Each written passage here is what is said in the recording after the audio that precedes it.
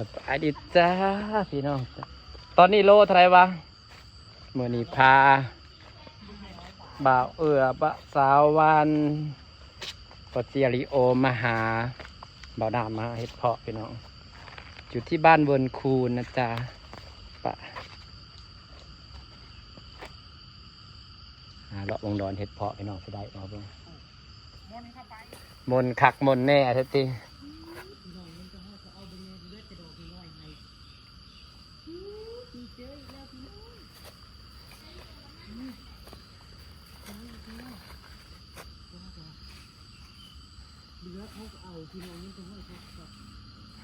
ป่าหมุนป่าเห็ดเพาะเพาะอยู่บ่ทางนั้นเพาะอยู่บ่ใส่อะไรเห็ดเพาะนะฮะพอดีเลยเราจะเลาะไปเรื่อยๆเลาะไปเรื่อยๆไปฮอดพูดแล้วเราก็หาหน่อไม้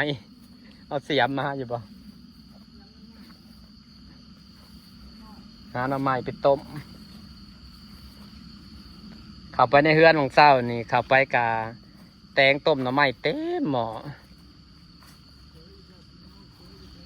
โหเจอแล้วเจออยู่พอดีเอาได้ลำหมุนป่ามนเฮ้ยมนลือออกเลยเฮ้ยเอามาเลยเจ้ากับมันออกใช่บอดไหมล่มนี่ประจักเบื้องแม่เขาเคียจนแก่ถึงนี้ไปฮอดใช้แล้วก็ยังใส่ยังมูอยู่เบิ่งเลย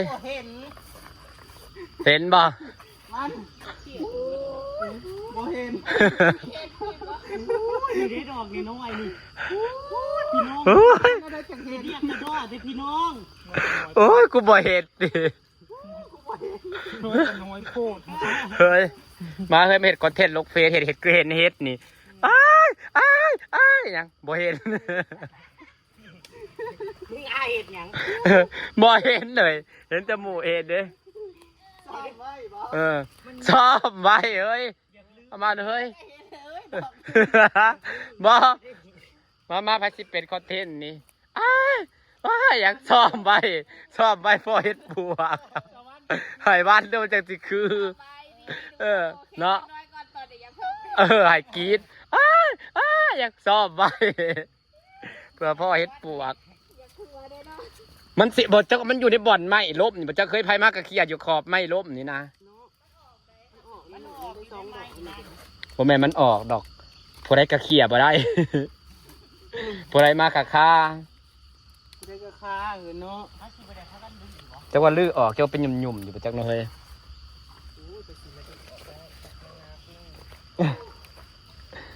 ก็ได้หลายดอกเติบได้จริง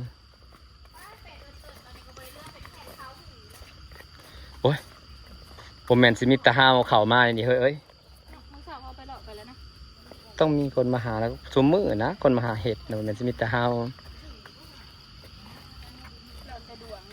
ดวงสมห้าวเลยสิได้แกงบ่นะจะว่าสิได้เมื่อแกงหน่อไม้เจ้าจะว่าสิบ่มแกงหน่อไม้บ่เป็นยังฮะมีปลาขอใบเผาอยู่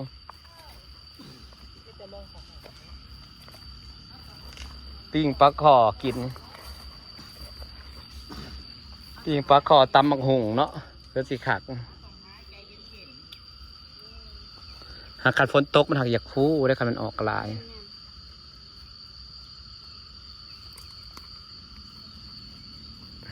เก็บ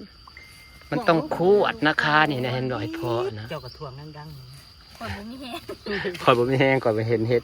พอยกับเจ้าขุดบ้างเลยเพื่อสิโหดอกกระทวงคือเห็ดป่าบ่มันแบบเขาเราต้องขูดหาเขาจะเป็นอย่างหล่อบ่ได้มีเสือมันนะหักแหลกเสือหน่อยมันยังหลายเนาะมันยังสิออกลายเลยเห็ดหักก็ออกโคจักเพราะมันหักก็ออกโคจักก็ยังเรามาครัวเอาแบบนี้แล้วที่เราเป็นกระตาของเราแบบว่าเราพอแล้วก็ซีซ่าดีเมื่อวานนี้เนาะตัดได้ไรก็พอได้เก็บเลยนะเฮ้ยเราต้องดูคักๆตามเงาไหมทำให้ดูเงาไหมเราก็ไม่เห็นมันนะฮะ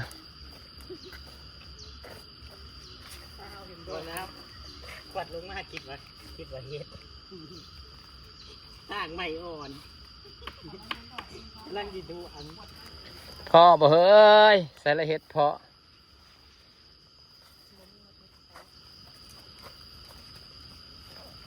มันมีแต่ต้นเพิ่งมันบอกจ้ะ ฮะ เฮ็ดก็ได้มันมีแต่ต้นมันนั่งดู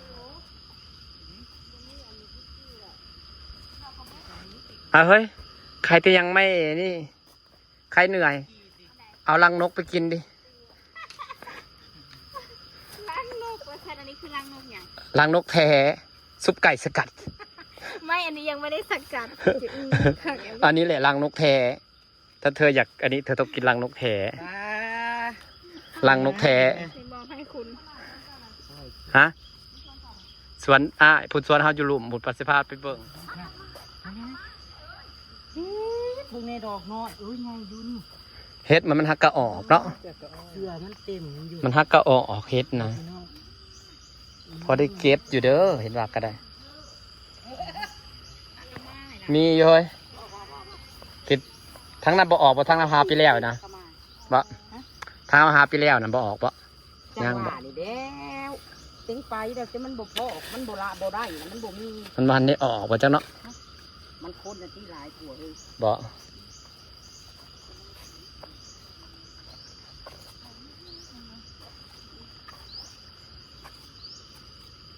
เฮ็ดมันนะฮะกำลังเริ่มออกยังหาก็ยังเป็นน้อยๆแน่ๆยังเป็นซื้อไอ้ เพิ่นเอาข้ามฮอดฟังพุ่นเลย เป็นหยุ่มเนาะเฮ็ดพ่อผายนะเวลาพ่อนะ เห็นบ่สลัดแล้วหาน่ะ เฮ็ดพ่อผายเห็นบ่ ยุ่มมือเฮ็ดบ่ เฮ็ดพ่อผายสิเป็นคู่คันคู่เป็นคู่ไปเด้อเงาหนึงก็เป็นกำเป็นกอบไปเด้อเฮ็ดพ่อผายนะหมุนป่าเฮ็ดพ่อพี่น้อง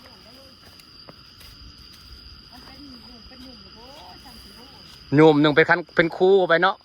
คู่ละกำ2กำคักให้ได้ถ่ายคลิปเฮ็ดพ่อผายนะมันเห็นคักเลยเป็นคู่มันขึ้นเป็นหยุ่มขึ้นมา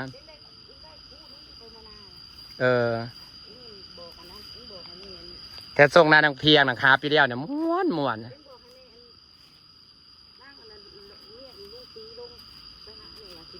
ไปหาทางนั้นบ่ ไปเช้าดิไปเช้าเลยไปผู้นี้เพิ่นบ้านอยากมาหลายน้องเพิ่นขี่รถไปนำเพิ่น อ๋อปลาขึ้นเพื่อ จังหว่านี่เด้เราอยากมาหลายโมงเอาพากันมา แม่ตีนไปหาทางพุ่นบ่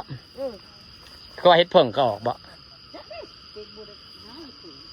ทราบว่าเฮ็ดเพิ่งก็ออก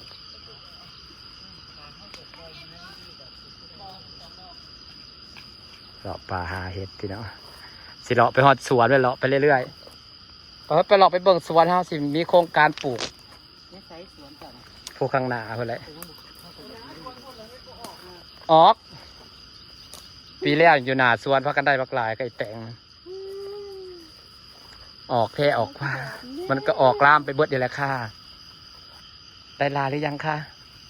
พอแก่จะต้มสดน้ำเอา นี่นะ เอาไปรวมกันกับพอแก่ได้เลย ใส่บ่พี่น้องเอ้ยอันนี้อยู่ในเฟซนะ มันหักกะออกขวดเนี่ยเด้อซ้ำหนึ่งบ่เห็นเพิ่นเด้อขนาดฝนตกได้นี่บรรยากาศเฮ็ดเพาะพี่เนาะ กินคนรุมตัวนี้ เนาะได้ไปแก่จะเขื่องกระต่ายเนาะไม่ออกใหม่ๆเนี่ยอ่อนคักแท้ได้เฮ็ดนะออกรอดไป อุ้ยเห็น2ดอก โพสต์ขายโลละ450 บาท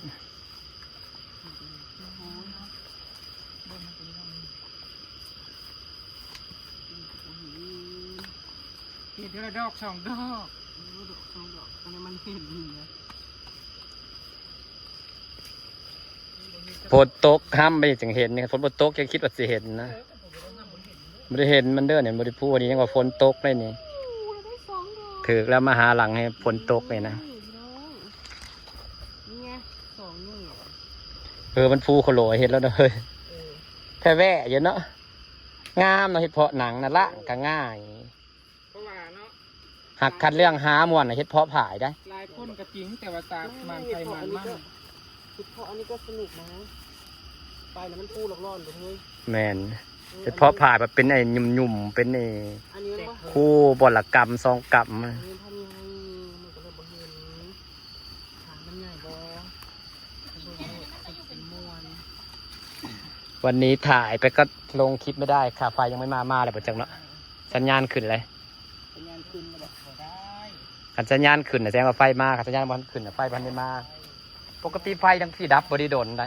วังเฝ้านี่มาแล้วมา2 บาท จะดีแต๊บๆแล้วก็ไปอีกแล้ว แม่นแสดงว่าคือกันซะ เขาบอกเปิดเครื่องปั่นไฟเด้อ้าว เขาพบคนดูแลบอกไปเปิด บ้านอยู่บ้านกินมันกันมาเบิ่งดีๆบ่ได้กินบ่สิเจ้าอยู่ แม่นกันบ่เบิ่งคักไอ้นี่เราบ่ได้เห็นเออ ตรงนี้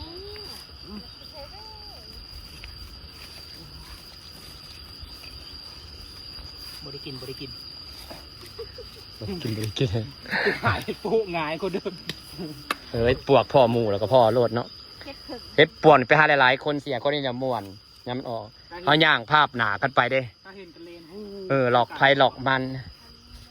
บาเฮ็ดปวกออกมาหาเด้อเฮาย่างภาพกันไปที่4 5 คนน่ะมีสิทธิ์พ่อหลายได้อ ไปตะวันตะวันมากันนอกทางนี้เห็ดโปหลายมากนะดีกว่า หมู่ใหญ่ได บางทีหมู มันบ่ทันได้ออกเฮ็ดปวกเลยนะ ได้หนูอ่ะไม่อะไรไม่เป้งกว่านี้สุกใจเลย ถ้าเบิ่งแบบมันออกนี่แหละบ่ออกยังบ่ออกอยู่เพราะได้กระถาแล้วถาอีกอยู่นะ เดี๋ยวกับอ้องนี่มันเอาเนี่ยบ่เกิน2-3ทีมื้อ ปีที่แล้วน่ะถ้าเก็บเฮ็ดปวกเก็บได้หลายนะเก็บมือวันใดนะเก็บมือวันเกิดซะพอดีลังวันที่อันเฮ็ดปวกออกนะมือพ่อเฮ็ดปวกมือแรกนะคือออกวันที่3 เดือนมิถุนาจะจำได้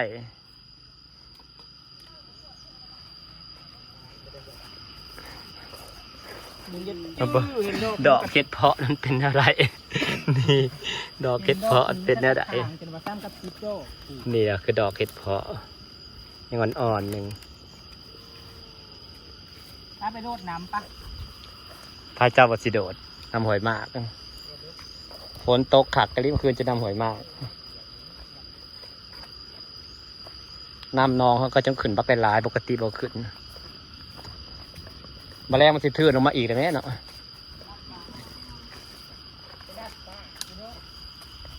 ปลาขวายแล้วก็หลัดปลานี่ได้หลายบ่เฮ้ย ไอซีไปได้ร้ายขนาดนั้น เห็ดเพาะอันนี้คือหนาเห็ดเพาะพี่น้อง เก็บใส่ จะเอาอีลอกไปทำอะไร อยากเก็บ มัน ใส่ จะ นะ แห้งมาทั้งนี้เนาะป๋าแต่ก็แห้งอยู่ ถ้าบ่เคยกินแต่ว่าเห็นแต่เขาเจ้าอันเดียวเสียงไทยขีดนี่ดีก็เลยอยากเลย เราจะสิฝากบรรยากาศไว้สั้นนี่แหละพี่น้องสิพาพวกเพิ่นไปเบิ่งสวนจะพาไปสวนจ้าที่จริงแถวนี้ก็ออกได้พี่แล้วพักกันหาอยู่เฉพาะนะหล่อออกหล่อไปจนฮอดสวนผม